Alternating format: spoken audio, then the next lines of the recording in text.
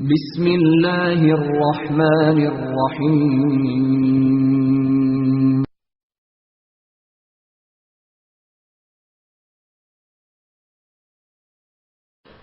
تو عبدالوہاب صاحب رحمۃ اللہ علیہ 1 جنوری 1944 نظام الدین پہنچے۔ دہلی میں ان کی نوکری لگی تھی اور لاہور اسلامیہ کالج سے انہوں نے بی اے کیا تھا۔ وہ شروع سے مزاج فطرت میں اہل اللہ کی صحبت اور ان کی سنگت دل میں اللہ نے ڈالی تھی۔ یہاں رہتے ہوئے یہ حضرت مولانا احمد علی لاہوری رحمۃ اللہ علیہ کے درس میں روزانہ شرکت کیا کرتے تھے۔ تو ان کے والد بڑے سیاسی آدمی تھے، عاشق حسین صاحب، راؤ عاشق حسین۔ انہوں نے ان کی نوکری لگوا دی دہلی۔ تو ان کو وہاں کہنے لگے، مجھے ایسے پتہ چلا کہ نظام الدین میں ایک مولوی صاحب ہیں جو دین سکھاتے ہیں اور چوروں کو بھی گلے لگاتے ہیں۔ اس طرح کیونکہ باتیں چل پڑی ہوں تو میں ان کو دیکھنے کے لیے گیا۔ تو 1 جنوری 1944 پہلا دن تھا عبدالوہاب صاحب کا جب وہ نظام الدین میں داخل ہوئے، اور 18 نومبر 2018 ان کا آخری دن تھا۔ اس میں اس بندے نے تبلیغ کے سوا ہر شے قربان کر دیا۔ تو وہ ایک واقعہ ہوا، استعداد تو پہلے سے اللہ نے رکھی تھی اور قبولیت بھی تھی اور کام بھی لینا تھا۔ جب یہ ملے مولانا الیاس صاحب سے تو وہاں ایک وکیل صاحب آئے ہوئے تھے حضرت کے معتقد۔ مولانا اسماعیل صاحب نے بہت بڑی جائیداد چھوڑی تھی، جاگیر تھی پوری، کئی گاؤں تھے۔ تو وہ وکیل آ کر ان سے کہہ رہا تھا، حضرت آپ صرف عدالت میں ایک دفعہ پیش ہو جائیں اور اتنا کہہ دیں کہ میں محمد اسماعیل کا بیٹا ہوں، باقی سارا کام میرا۔ اس کے بعد آپ پورے اس کیس میں ایک دفعہ بھی نہیں آئیں گے اور میں ساری آپ کی جائیداد چھڑوا کے آپ کو دلا دوں گا۔ تو مولانا الیاس صاحب نے فرمایا کہ دیکھو وکیل صاحب، میں نے اپنی زندگی اس مبارک کام کو دی ہے، میں اپنی سوچ کا، فکر کا ایک ذرہ بھی کسی اور چیز کو نہیں دے سکتا۔ مجھے نہیں چاہیے جائیداد، گاؤں تھے کئی گاؤں، مجھے نہیں چاہیے جائیداد۔ تو عبدالوہاب صاحب اللہ کی طرف سے چنے ہوئے آدمی تھے۔ پہلے دن آئے،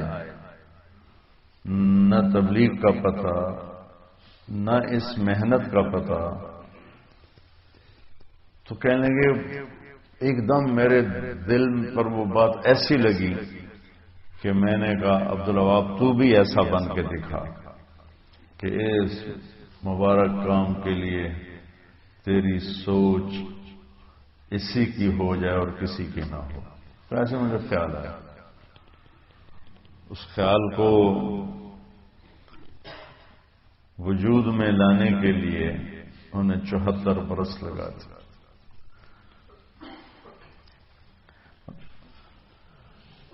6 مہینے مولانا الیاس صاحب کی صحبت نصیب ہوئی، آخری 6 مہینے۔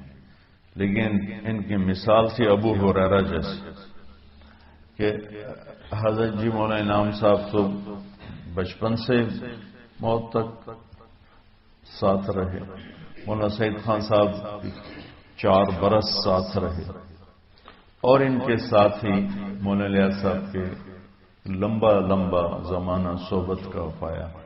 عبدالوہاب صاحب نے صرف 6 ماہ پائے، لیکن سب سے زیادہ مولانا الیاس صاحب کی باتیں عبدالوہاب صاحب سنایا کرتے تھے۔ مولانا مولانا انعام صاحب کی تو ویسی عادت بہت کم بولنے کی تھی. مولانا سید خان صاحب رحمۃ اللہ علیہ کے ساتھ میں 12 برس رہا. عبداللہ صاحب کے ساتھ 50 برس 48 سال ہو گئے. تو مولانا لیاس صاحب کی اتنی باتیں سناتے تھے تو مجھے حضرت ابو ہریرہ یاد آ جاتے تھے کہ جو آئے سب سے آخر میں آخری صحابہ میں ہیں اور سب سے زیادہ حدیثیں حضرت ابو ہریرہ کی طرف منقول ہیں کہ وہ اصحاب صفہ میں جا بیٹھے، نہ کھانے کی پرواہ نہ گھر کی پرواہ، اور سارا دن بس منتظر رہتے تھے. تو 1944 یکم جنوری تو مولانا لیاس صاحب رحمۃ اللہ علیہ کا کس مہینے میں 6 ماہ تو سمجھو جون یا مئی جون کا مہینہ تھا جب مولانا لیاس صاحب کا انتقال ہوا اور مولانا یوسف صاحب رحمۃ اللہ علیہ امیر بنے. مولانا لیاس صاحب کے مرنے پر عبداللہ صاحب نے نوکری سے استعفیٰ دے اور نظام الدین آ کے پڑ گئے. تو ان کے باپ آئے اور مولانا یوسف صاحب سے کہا کہ یہ دیوانہ ہو گیا ہے، اس کو گھر بھیجو، نوکری چھوڑ دی. تو مولانا یوسف صاحب نے ان کو بلایا اور کہا بھائی جاؤ نوکری کرو، اور ان کے باپ کو خوش کیا. جب وہ چلے گئے تو بلا کے کہا ڈٹے رہو ڈٹے رہو. اگر ان کو نوکری پر بھیج دیتے تو آج عبدالوہاب یہ عبدالوہاب تو نہ ہوتا. میری زندگی میں یہ سب سے بڑا جنازہ میں نے دیکھا تھا جنید کا رحمۃ اللہ. پھر جنید کا جنازہ تو بالکل چڑیا بن گیا ان کے سامنے. تو اگر سارے لوگ پہنچ جاتے جو رہ گئے تو یہ رائمنڈ کا جتنا میدان ہے نا، اس میں کھڑے ہونے کی جگہ نہیں ہونی، اتنے لوگ آ رہے تھے. تو باپ نے ان کو پھنسانے کے لیے ان کی شادی کی اجازت چاہیے مولانا یوسف صاحب سے. انہوں نے کہا بھی شادی تو کرو سنت. عجیب بات بتاؤں، شادی کی اور پہلی رات ہی بیوی سے کہا مجھے ایک کام کرنا ہے، جب تک دنیا میں ہدایت نہ آئے میں نے کسی کام میں نہیں لگنا، تو مجھے معاف کر. لیکن اللہ لوگوں کو چنتا ہے جب کسی کام کے لیے، پھر ان کو اسی میں وہ گم کر دیتا ہے. عبدالوہاب نہ ہوتے تو رائمنڈ کا مرکز نہ ہوتا. ایک آدمی کے سر پہ صحرا ہے رائمنڈ کا مرکز، ایک. تو پھر نظام الدین میں ڈیرے ڈال لیے. فرمایا کرتے تھے ایک جوڑا ہوتا تھا تو وہ میلا ہو جاتا تو میں رات کو غسل خانے میں جا کے اسے دھوتا اور دھو کے پھر اسے گیلے کوئی پہن کے آ گئے مسجد میں پنکھے کے نیچے بیٹھ جاتا تھا. پھر پنکھے کی ہوا سے وہ جوڑا خشک ہوتا تھا. دوسرا جوڑا میرے پاس نہیں ہوتا تھا کہ میں ایک دھو لوں اور ایک پہن لوں. اس طرح صورتحال بنی. 2-3 سال میں چلتے انڈیا میں تو ایک فضا بن گئی. میوات کے باہر بھی کام چل پڑا. 47 میں ملک تقسیم ہو گیا. ملک تقسیم ہوا تو بہت سے لوگ وہیں رہ گئے، بہت سے آ گئے. تو مولانا یوسف صاحب رحمۃ اللہ علیہ نے فرمایا کہ پاکستان کون کام کو اٹھائے گا. عبداللہ صاحب کا ادھر آنے کا ارادہ نہیں تھا. اب بھی ان کا خاندان ادھر ہے کافی. تو پاکستان میں کام کو کون اٹھائے گا؟ تو عبداللہ صاحب نے کہا کہ میں کروں گا. انہوں نے کہا ٹھیک. تو ایک عبدالخالق صاحب تھے، ایک شفیق صاحب تھے، ایک عبداللہ صاحب تھے. یہ 3-4 اس وقت نوجوان تھے. ان کو آپ نے تیار کیا کہ تم یہاں سے جاؤ اور پاکستان جا کے کام اٹھاؤ. تو جس ٹرین میں یہ تھے ہر اسٹیشن پر اسے سکھوں نے قتل و غارت کا نشانہ بنایا۔ یہ جس ڈبے میں تھے، یہ جب ٹرین اسٹیشن پر آتی یا ٹوائلٹ میں چھپ جاتے تو سکھ یا بلوائی کٹھے ہوتے اس ڈبے کے سامنے، اور آدھے ادھر حملے کے لیے جاتے، آدھے ادھر اس ڈبے کو چھوڑ جاتے۔ تو دہلی سے لاہور تک جتنے اسٹیشن آئے، ہر اسٹیشن پر یوں ہوتا تھا، یہ ٹوائلٹ میں چھپ جاتے اور ان کے ڈبے کے سامنے سکھ جمع ہوتے، آدھے ادھر کور کرو، آدھے ادھر کور کرو۔ یہ ڈبہ یوں اللہ نے چھپا دیا کہ وہ ادھر بھی انہوں نے لاشیں گرا دی، ادھر بھی لاشیں گرا دی، اور ایک ہندو کے دل میں اللہ نے رحم ڈال دیا، وہ برہمن پنڈت، وہ اس ڈبے میں اکیلا بیٹھا، ان کو کہتا ادھر کوئی نہیں ہے، ادھر کوئی نہیں ہے، تو وہ ادھر ہو جاتے، ادھر ہو جاتے۔ وہ ساری ریل گاڑی کٹ گئی، یہ 4 آدمی ہیں چند اور لاہور اسٹیشن پر لٹے پٹے پہنچے۔ تو ان کا خاندان پھلروان ایک جگہ ہے سرگودا کی طرف، ایک قصبہ ہے، وہاں ان کو جگہ ملی پھلروان میں۔ تو یہ اپنے والدین اپنے خاندان سارا پھلروان تشریف لے گئے۔ اب پاکستان میں تو کوئی جگہ ہی نہیں تھی، کیا کریں؟ تو تبلیغ کے آدمی جو چیدہ کوئی لاہور، کوئی کراچی، کوئی پنڈی، تو یہ عبداللہ صاحب کبھی لاہور، کبھی پنڈی، کبھی کراچی ملتے، بھئی کچھ کرو، اور فقر ایسا ہوتا تھا کہ گجروں والے اجتماع تھا، راونڈ سے پیدل بخار کی حالت میں گئے، پیسے نہیں تھے، پیدل گئے پیدل آئے، گجروں والے لاہور راونڈ سے گجروں والا بخار کے ساتھ، یہ صورت ہے۔ تو پھر یہ جب بار بار اکٹھے ہوئے تو سوچنے لگے ہمارا بھی کوئی مرکز ہونا چاہیے۔ تو مولانا یوسف صاحب رحمت اللہ علیہ سے پوچھا گیا ہم کیا کریں؟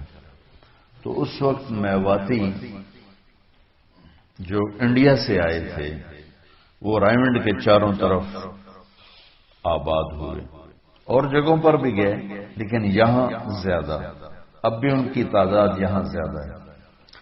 تو مولانا یوسف صاحب نے ایک جماعت تشکیل کی کہ تم لوگ چلہ لگاؤ، 10 دن مشرق کی طرف، 10 دن مغرب، 10 دن شمال، 10 دن جنوب۔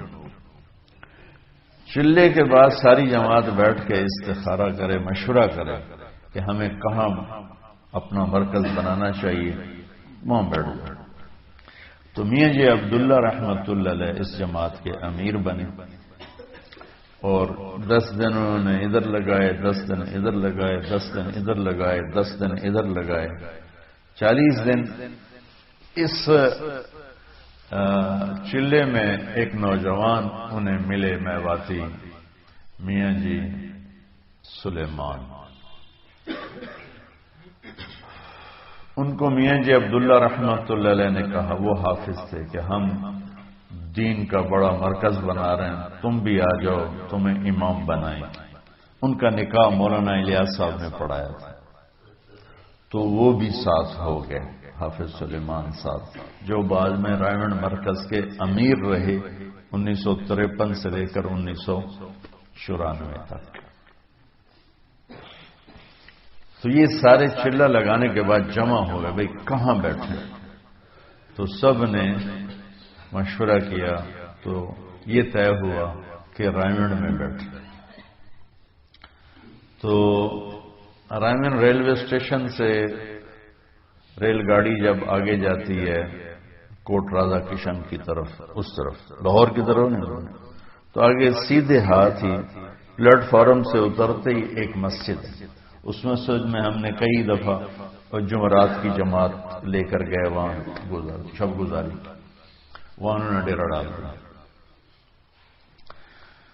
اور میاں جی عبداللہ رات کو اتنا تڑپتے تھے، روتے تھے کہ محلے والے صبح پوچھتے رات کون بیمار تھا، آپ کے ساتھیوں میں بڑے رونے کی آوازیں آ رہی تھیں. وہ میاں جی عبداللہ ہوتے تھے، وہ بیمار نہیں تھے. وہ حافظ سلیمان صاحب فرمانے لگے کہ وہ تہجد پڑھنے کے بعد نا زمین پہ سے لوٹ پوٹ ہوتے تھے جیسے چھوٹا بچہ ضد کرتے ہوئے لوٹ پوٹ ہوتا ہے. تو کہتے یا اللہ ہدایت دے دے، یا اللہ ہدایت دے دے، یا اللہ ہدایت دے. تو یہ چند لوگ ہوتے تھے، سارے میواتی. ایک عبدالوہاب صاحب غیر میواتی ہوتے تھے. بستی کے لوگوں نے مسجد سے نکال دیا. تو پھر انہوں نے ریلوے اسٹیشن کراس کر کے قبرستان تھا، اس میں ایک چھپر تھا کسی ملنگ کا، ملنگ چلا گیا تھا، وہاں ڈیرا ڈال دیا. کچھ 6 مہینے وہاں رہے تو وہاں سے پھر بستی والوں نے نکال دیا. تو پھر یہ ایک اور مسجد میں جا کے بیٹھے، وہاں سے بھی 6 مہینے بعد نکال دیا. اب کیا کریں، کدھر جائیں؟ تو یہ جگہ جو موجودہ ہے یہ ہندوؤں کا شمشان مرگھٹ، جہاں آ کے ہندو مردے جلاتے تھے، یہ جگہ اس کے لیے تھی. تو قریشی شفیع صاحب رحمۃ اللہ علیہ جو پہلے امیر تھے پاکستان کے، ان کے پارٹنر تھے دین محمد صاحب. دین محمد صاحب گورنر جنرل غلام محمد، قائد اعظم کے بعد جو بنے غلام محمد، وہ ان کے قریبی رشتہ دار تھے. تو انہوں نے غلام محمد سے رحمت اللہ علیہ سے یہ رائمنڈ کا ٹکڑا الاٹ کروا دیا میاں جی عبداللہ کے نام. تو انہوں نے اس کو کر دیا مرکز کے نام. تو جب اس طرح یہ مسلسل نکالے گئے تو 1951 میں یہ سارے 15 شعبان کو جمع ہوئے، جتنے بھی پرانے لوگ تھے، چند 15-20. کبھی مشورہ کرو کہ اب مرکز بنایا، کبھی ادھر جاتے ہیں کبھی ادھر جاتے ہیں. تو 15 شعبان کو سب جاگے، روزہ رکھا، اور اس کے بعد سارے بیٹھے، مشورہ ہوا. تو اللہ نے ان کے دل میں ڈالا کہ رائمنڈ اسٹیشن کے اس جزر، یہ جگہ، یہاں ہمیں اپنا اڈا بنانا چاہیے. اور ادھر یہ جگہ الاٹ بھی ہو گئی تھی میاں جی عبداللہ کی طرف سے، تو انہوں نے آگے دے دی. تو یہاں ایک چھپر بنا لیا اور اس میں یہ سارے مل کے بیٹھ گئے. 51-52 9 جولائی 1953 پہلا اجتماع طے ہوا. مولانا یوسف صاحب کی آمد، اور میواتیوں میں یہ شور مچا ہوا تھا کہ مولانا یوسف صاحب آ رہے ہیں، سب کو واپس لے جائیں گے ہندوستان. جو یہاں سے ادھر گئے ان کا وہاں دل نہیں لگتا تھا، جو وہاں سے ادھر آئے ان کا یہاں دل نہیں لگتا تھا. وطن چھوڑنا کوئی آسان تو نہیں ہوتا ہے. ایک بات چل گئی کہ مولانا یوسف صاحب لینے آ رہے ہیں، تو بڑا رش ہو گیا. تو میواتی آئے، وہ کھانا جو پکا ہوا تھا نا وہ دیگیں اٹھا کے لے گئے سارے. بدنظمی ہوئی، افراتفری ہوئی. تو جب اجتماع ختم ہوا تو مولانا یوسف صاحب رحمۃ اللہ علیہ نے جمع کیا جو تھوڑے بہت تبلیغی لوگ تھے سارے میواتی ہو. تو ان میں بیان کیا کہ دیکھو بھائی، آج کے بعد یہ جگہ تمہارا مرکز ہے، اسے آباد کرنا ہے. اس کے لیے بھوک آئے، پیاس آئے، بیماری آئے، موت آئے، کسی دنیا کے کام میں نہیں لگنا، کسی کمائی کے کام میں نہیں لگنا، اور اپنے آپ کو یہاں مٹا دینا ہے. جو تیار ہو وہ اٹھے اور میرے ہاتھ پر بیعت کرے موت کی. پھر کہا کوئی کسی کو ترغیب نہ دے، جس نے کھڑے ہونا ہے اپنی ذمہ داری پر کھڑے. تو سب سے پہلے جو بندہ کھڑا ہوا وہ محمد عبد الوہاب رحمۃ اللہ علیہ، سب سے پہلے کھڑے.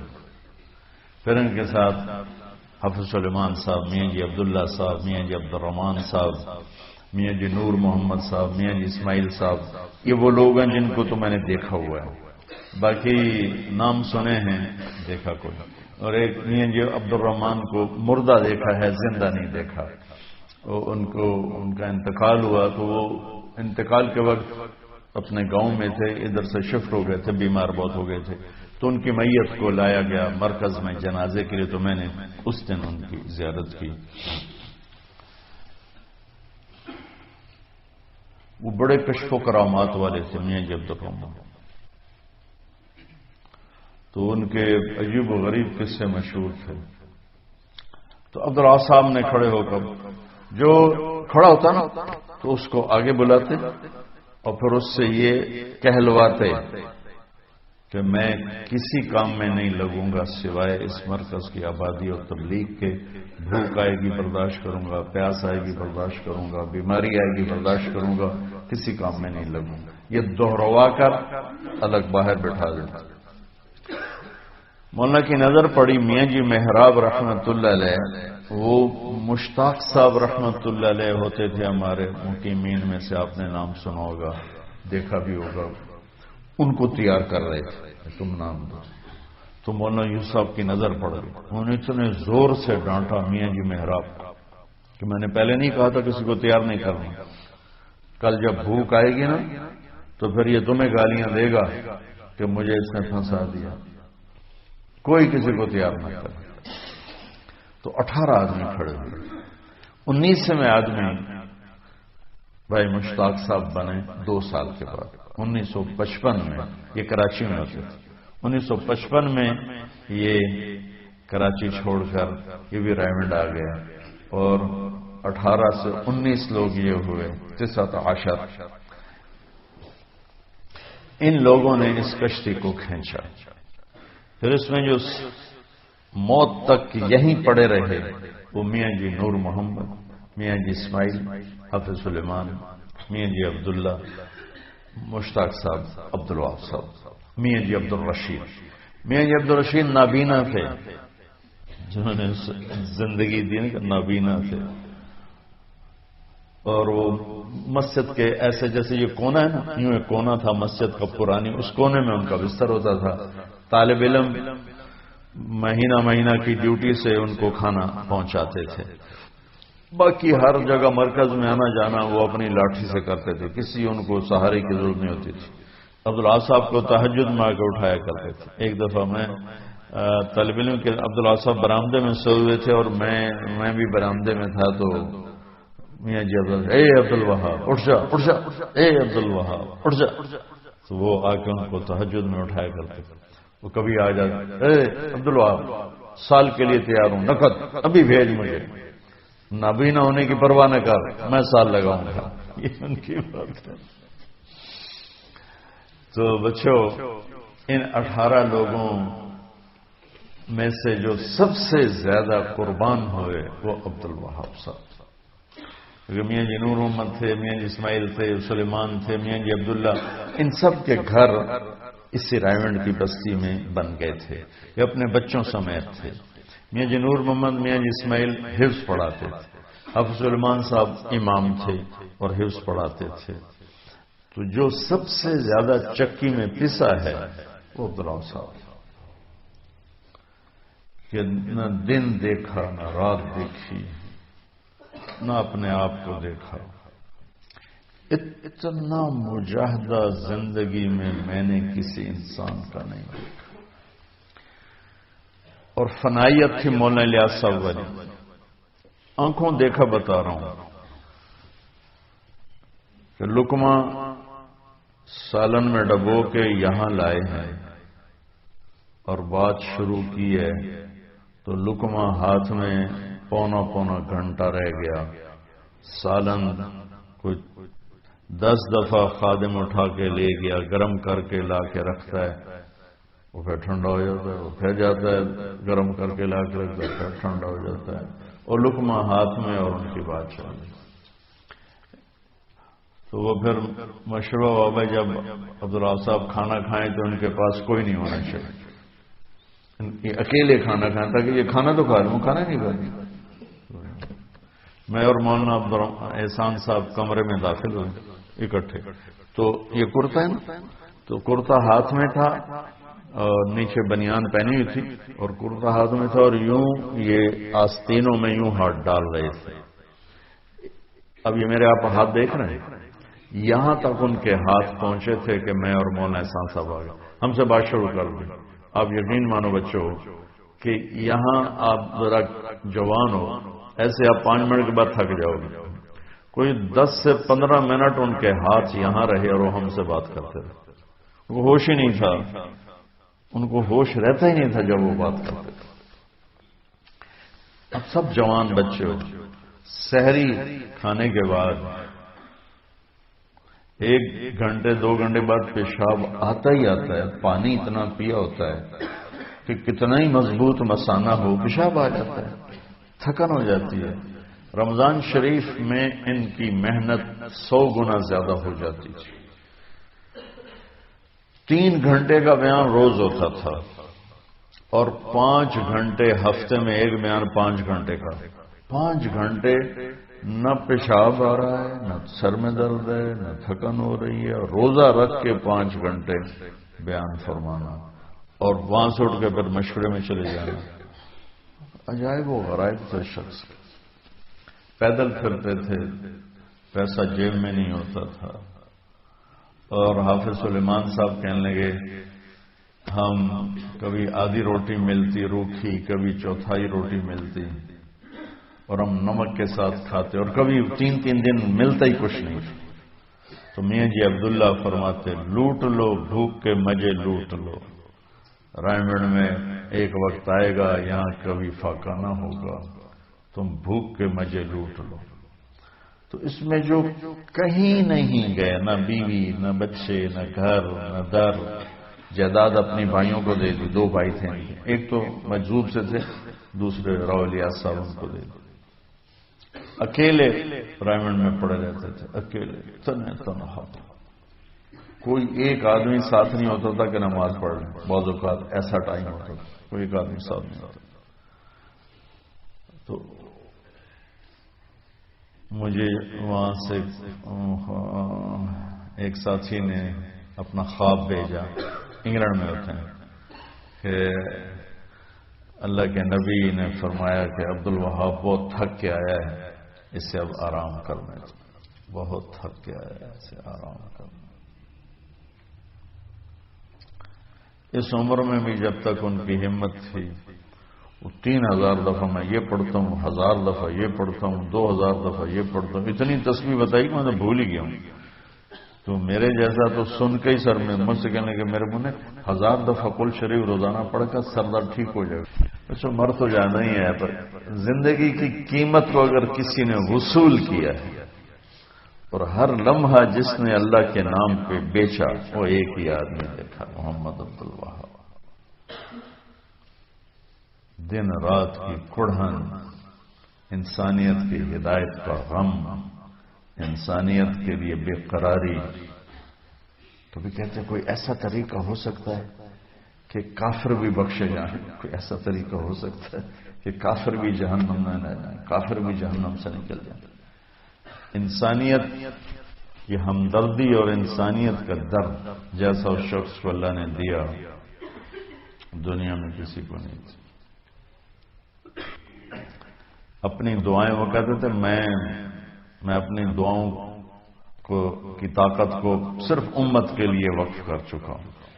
اور رمضان شریف میں جو ہدایات کے بعد جاتے تھے نا، آخری 10 منٹ بات کر کے پھر دعا کرانا ہوتی ہے نا، دعا 50 منٹ کی دعا ہوتی تھی، پورا بیان ہوتا تھا، اور برا حال ہو جاتا تھا مجمع کا، ہاتھ اٹھا اٹھا کبھی نیچے کبھی اوپر کبھی نیچے، اور ان پر ایک کیفیت ہوتی تھی کہ وہ بولے جا رہے ہوتے ہیں بولے جا رہے ہوتے ہیں۔ تو ان کے لیے دعا فرما دیں اور اللہ سے مانگو۔ وہ خیر وہ قابل تقلید نہیں تھے، اس سطح کے لوگ قابل تقلید نہیں ہوتے، یہ اللہ کا انتخاب ہوتا ہے کہ ان کو کسی چیز کو، کسی خیر کو وجود میں لانے کے لیے اللہ استعمال فرماتا ہے۔ تو اللہ نے ان کو اس دعوت کی محنت کو وجود میں لانے کے لیے استعمال کیا۔